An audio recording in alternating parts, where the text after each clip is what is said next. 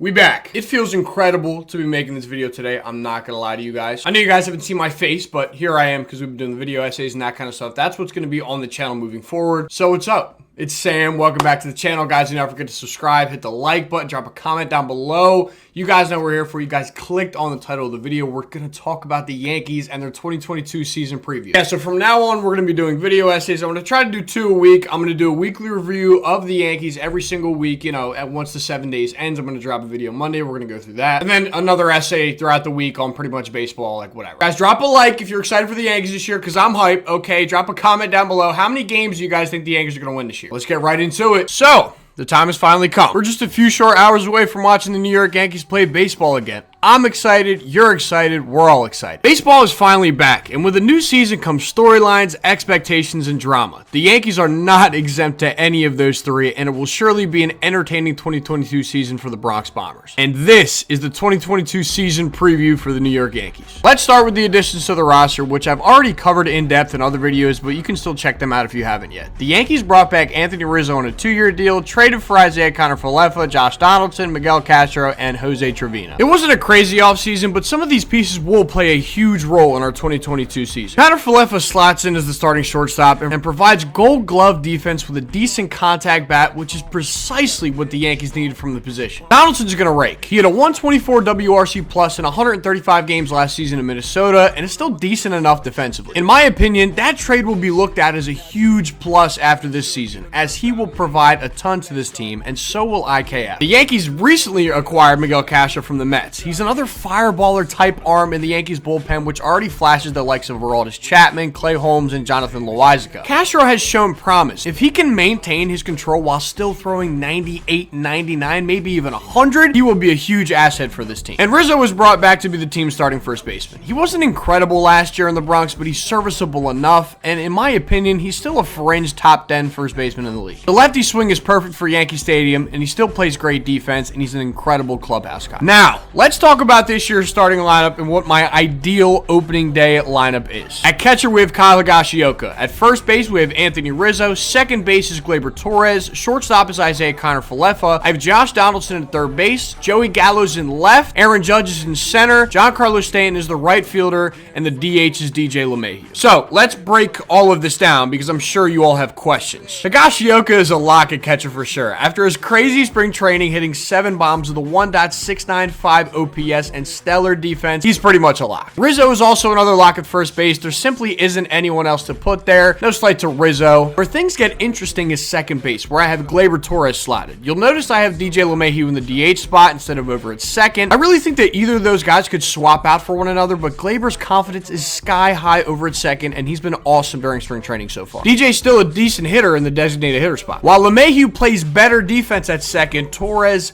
rakes at second base. Kiner-Falefa is another kind of lock at short, with Torres also being able to play there, even though he is much better at second. And Donaldson rounds out the infield at third base. LeMahieu could also see some time over there at third on Donaldson's days off, or even have Donaldson be the DH. But this is overall how I think the infield will shape up for the majority of the season. Now on to the outfield. You'll notice I have Giancarlo Stanton slotted in right, as he's been reserved to the designated hitter spot for the last 2 seasons due to his poor health. During spring training, though, it seems as if Aaron Boone is confident enough with Stanton to play him in the outfield, playing a decent amount of games out there this past month. I do think this trend continues, having our 3 absolute monsters in the outfield for the majority of the season, and I would love to see it personally. Putting Stanton in the outfield gives us the flexibility to give guys days off, guys DH days like Torres, Donaldson, LeMahieu, Rizzo, Judge, and Gallo. It's a perfect scenario. Judge and Gallo are also no-brainers out there. Judge will continue to be an MVP caliber type player and will be playing for a monstrous contract this season, assuming he doesn't get extended by opening day. With Gallo, I'm just really waiting to see how long it takes for me to get angry with him. Kidding, but he's due for a huge bounce back this season. This lineup still oozes power. They should be able to rake. The defense is much improved. There's absolutely no reason they shouldn't be better than they were last year. I'm excited for these 9 guys. Now, on to the pitching. Garrett Cole will be the opening day starter and the ace. He has a lot to prove this season following last year's AL wildcard game blow-up. The hamstring is healthy, and when he's on, he's a top 3 pitcher in baseball. And I think he finally wins a Cy Young this year. Supplementary starters include guys like Jordan Montgomery, Jameson Taillon, Nestor Cortez Jr., and Luis Severino. It's a solid enough rotation, but it's honestly lacking that true number 2 after Cole. The starting rotation is really the only team's quote-unquote weakness,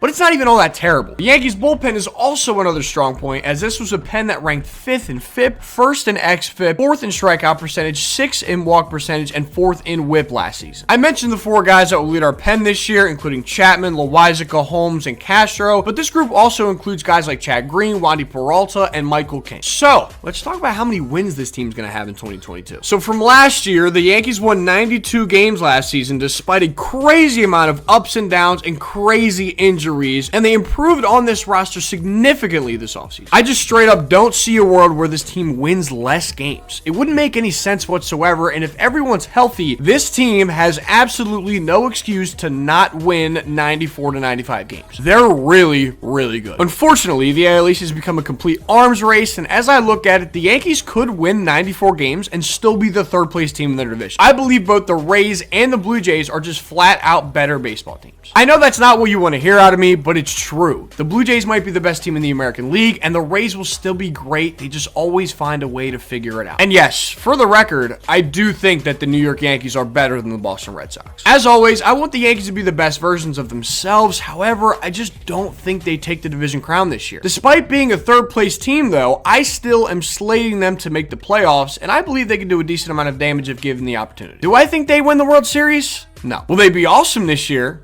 Yes. I am super pumped for another year of Yankees baseball, and the AL East as a whole is going to be insane. So, here's to another year of the New York Yankees. Guys, drop a comment down below. Let me know, guys, how many games do you guys think the Yankees are going to win this year? Do you think they win less than last year, less than 92? Do you guys think they win 95? Do you think they win 100 games? Do you think they win the AL East? Let me know in the comments down below, guys. Drop a like as always and subscribe if you're new here, and we'll see you next time.